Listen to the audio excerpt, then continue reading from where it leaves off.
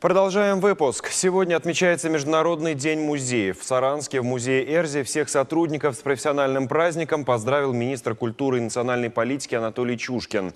В этот же день в Мордовском университете открылась новая экспозиция музея Огарева. Продолжит Татьяна Кидяйкина. Уникальные экспонаты, собрание книг на французском, немецком, итальянском языках, коллекция картин и подлинные вещи из старого акшена. На сегодняшний день коллекция музейных предметов насчитывает более 2500 единиц, и это лишь часть экспонатов.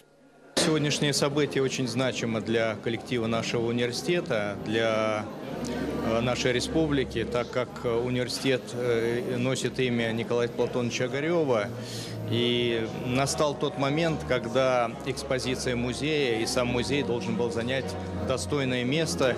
Сотрудников индустрии поздравил министр культуры и национальной политики Анатолий Чушкин. Отметил, музей Саранска играет важнейшую роль в создании туристической привлекательности республики.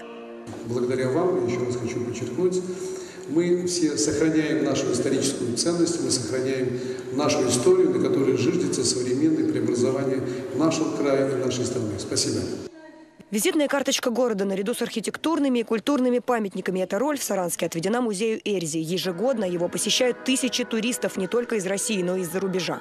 Большая часть экспозиции в музее Эрзи принадлежит женским образом. Изображая женщину, скульптор стремился отразить не столько внешние особенности представительниц прекрасного пола, сколько их чувства и эмоциональное состояние. Именно поэтому от скульптур веет особой энергетикой, а происхождение большинства из них до сих пор под завесой тайны.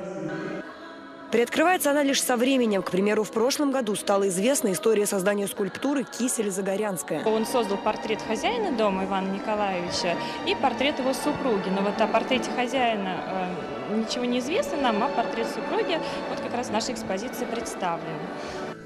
20 мая здесь пройдет всероссийская акция «Ночь в музее». Всех секретов сотрудники раскрывать не стали. Известно лишь, что в 2017-м она посвящена году экологии и столетию Октябрьской революции и продлится до 23:00. Татьяна Кидяйкина, Евгений Бертяев, Вести, Мордовия.